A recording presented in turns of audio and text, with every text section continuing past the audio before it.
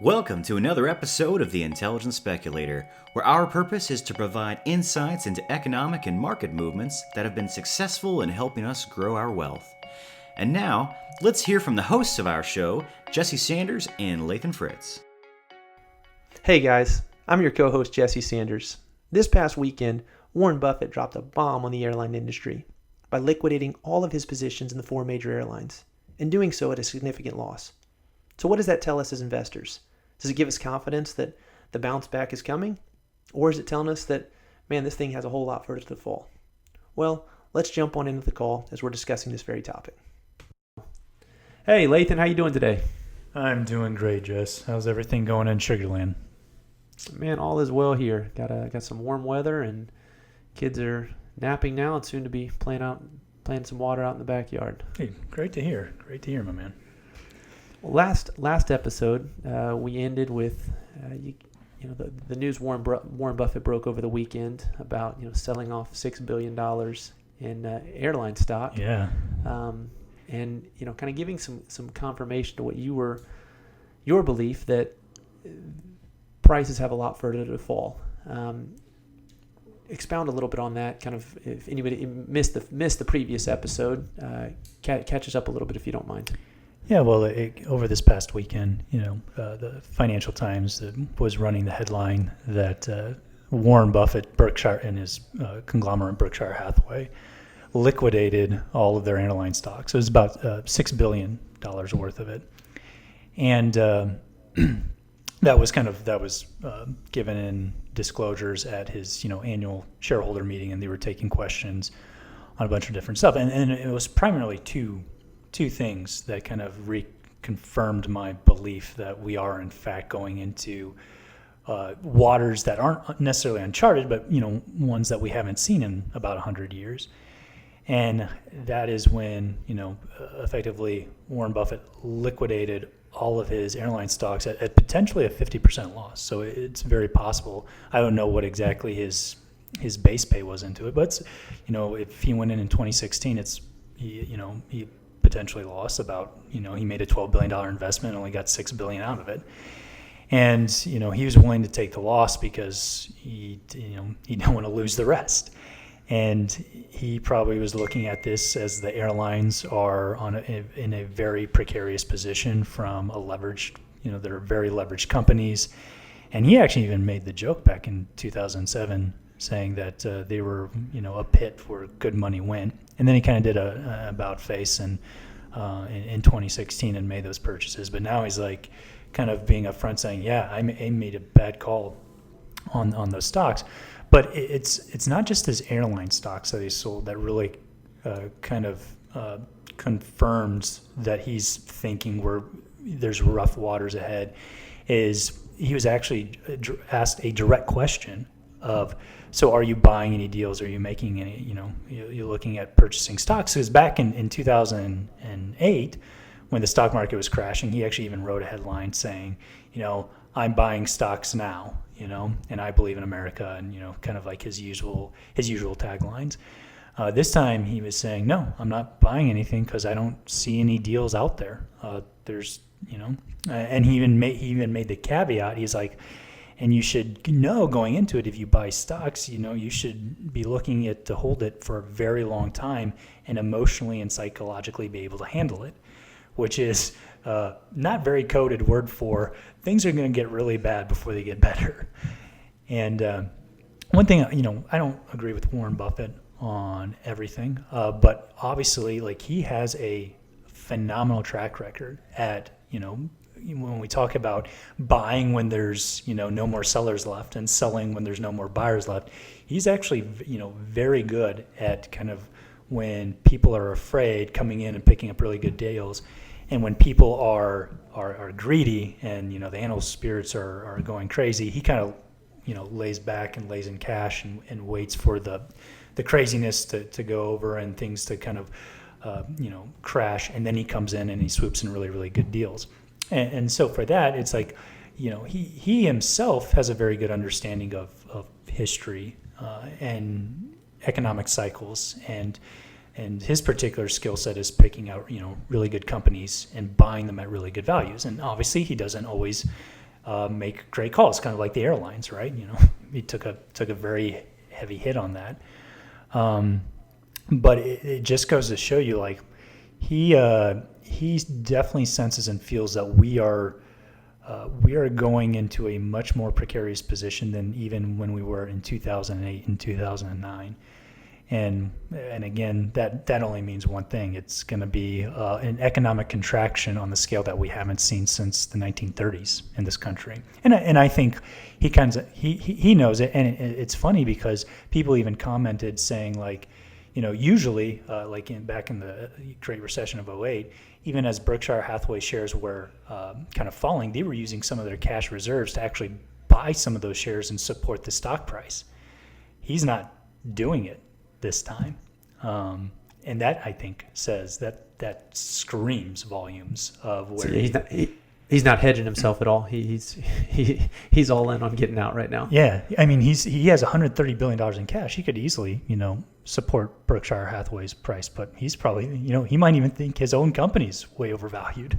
Like, for a guy who's for the most part, very good at understanding valuations of companies. He'd rather have the cash than buying the shares. So, one thing I thought was pretty telling, he's not a guy that's getting in and out all the time. For him to, take that big sell off, it's one thing for other traders that are buying and selling much more frequently. Him liquidating his position, man, speaks volumes. He's out saying, man, I think the worst is yet to come, and wants to cut his losses rather than kind of let this thing play out and kind of have the bounce back that others are saying. Yeah, the stock market always comes back. It'll return. He's take my losses and I'm gonna get out of here. Mm-hmm. Yeah, and that's kind of been his philosophy too. Is he's always said, I only buy companies that I plan on holding, that I'd be willing to hold for 100 years. And the fact that he's liquidating the airlines, I think that especially shows his macro view on traveling. And one of the greatest indicators of kind of like getting out of recessions is, are people back on the roads again, driving cars? Are people flying again? And the fact that he's like, this thing's not coming back anytime soon, and he's getting, he's pulling the plug and getting out. I mean, that he's probably looking at the airlines are, one, on their way to bankruptcy, which means, a stock price of zero, or a potentially more likely scenario, because, there's such a huge industry. I don't see the federal government allowing them to go bankrupt per se. I can see them stepping in and in some ways doing a kind of a takeover, but in a much bigger way than they did, with GM back in 2008 and 2009. That's interesting you bring that up. When they stepped in for GM after the crash in 2008, what was the effect? What did the long-term effect did that have on GM? Well, on GM, the effect was that it, typically bankruptcy is good because it makes companies restructure, makes them get lean, and then it makes them say, how do we turn a profit? Because now we have to look at like cash flow, and how do we service our customers better? How do we cut costs? How do we make this an efficient company? Well, with GM, they were basically kind of, permitted not to necessarily go into bankruptcy, but they were bailed out, so they didn't have to take the hard look at themselves and say, how do we go into how do we become an efficient company? How do we focus on profitability? And as a result of that, they've been in a comatose state, for the past decade. And granted, their stock price went up, significantly. I think they were maybe around like $4 or $5 a share, and they went up to $40 a share from 2008 to 2018. But the past 2 years, when everyone else was in a bull market, they were bleeding cash, and their stock market. I mean, their stock price was already declining significantly. And in fact, the only way they were able to kind of offer some support is they started offering dividends with cash that they didn't even have. Like, they were borrowing to pay dividends, which means that's not going to last very long, especially now. For sure.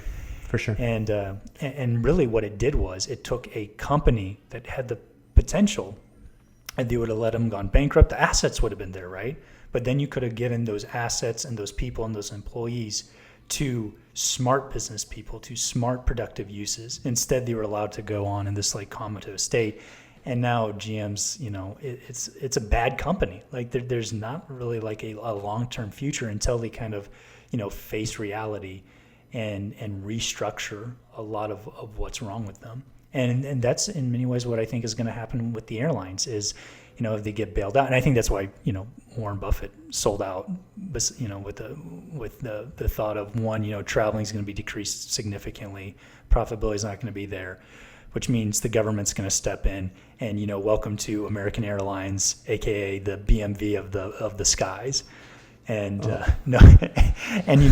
dealing with any kind of government controlled entity, it's just, they're not in tune with customer service. They're not in tune to, creating efficient companies that service their customers.